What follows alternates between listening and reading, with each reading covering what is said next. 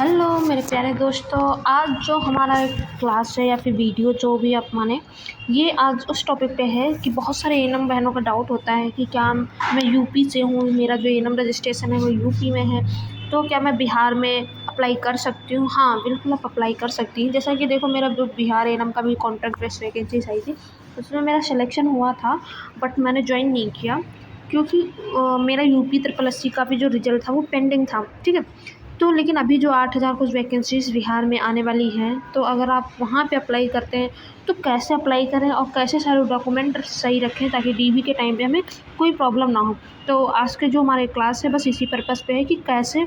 UP registration या फिर other state में कैसे अप्लाई करें और कैसे ईज़िली वहाँ पे जॉब करें। ठीक है,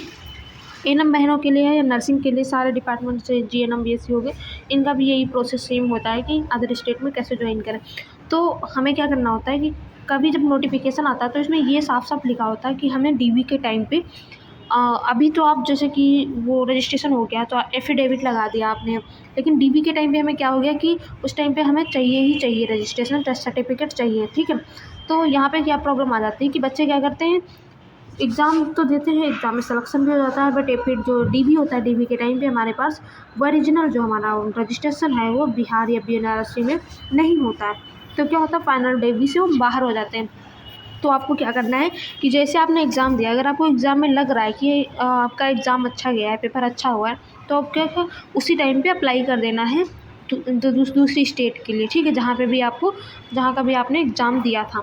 तो इससे क्या होता है कि डीबी के टाइम तक आपके पास आ जाता है, और अगर उस टाइम तक भी नहीं आता है तो एक और सॉल्यूशन है कि आपने जो भी कॉपी है, अपने जो डॉक्यूमेंट जो रजिस्ट्रेशन चेंज करने के लिए आपने जो भी पोस्ट किया है, ठीक है, बीएनआरसी या फिर अदर स्टेट में जो भी आपने रिक्वेस्ट किया है, उसकी जो स्लिप है, उस स्लिप पे भी कभी कभी मान्य हो जाता है डीबी। तो डीबी उस टाइम पे हो जाता है, वो आपको कुछ टाइम देते हैं, उस टाइम में आपको रजिस्ट्रेशन सबमिट करना होता है। ठीक है, और एक और ऑप्शन होता है,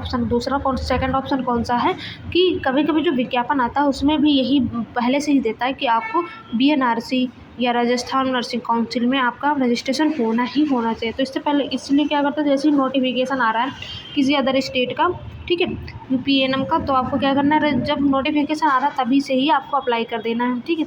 इससे जो मैक्सिमम 3 मंथ लगता है, अगर आपको लेकिन जल्दी चाहिए तो 15 से 20 दिन, दो बार बार आने जाने से 15 से 20 दिन, तो इतने टाइम में रजिस्ट्रेशन चेंज हो जाता है। ठीक है, तो इससे क्या हो जाता है कि आपके पास रजिस्ट्रेशन हो गया कम से कम टाइम में, और आप उस स्टेट के लिए अप्लाई कर सकते हैं।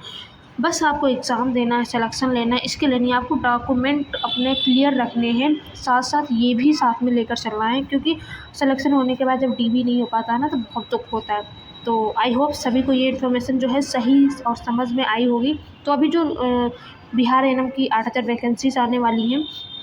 तो इसके लिए क्या करना है, सभी को जो यूपी से हैं या अदर स्टेट से वो अप्लाई करना चाहते हैं, तो आपको क्या करना है, अभी से ही आपको रजिस्ट्रेशन चेंज करने के लिए अप्लाई करना है, ताकि जैसी वैकेंसी आए आपके पास रजिस्ट्रेशन हो। क्योंकि परमानेंट वैकेंसीज आने वाली है, तो परमानेंट में एफिडेविट नहीं लेते हैं, उन्हें पहले से ही रजिस्ट्रेशन चाहिए। या फिर अगर आपको कोई डाउट है तो जो प्रीवियस में वैकेंसीज आई थी उसका आप एक बार नोटिफिकेशन पढ़ना, उसमें लिखा हुआ है कि आपको अभी बीएनआरसी में रजिस्ट्रेशन आपका होना चाहिए, तभी आप फॉर्म फिल कर सकते हैं। ठीक है, तो आई होप सभी को ये जो इन्फॉर्मेशन है वो यूज़फुल रहेगी सबके लिए और समझ आई होगी। ठीक है, मिलते हैं हम नेक्स्ट वीडियो में ऐसे इन्फॉर्मेशन वीडियो के साथ। थैंक यू, तब तक के लिए बाय बाय।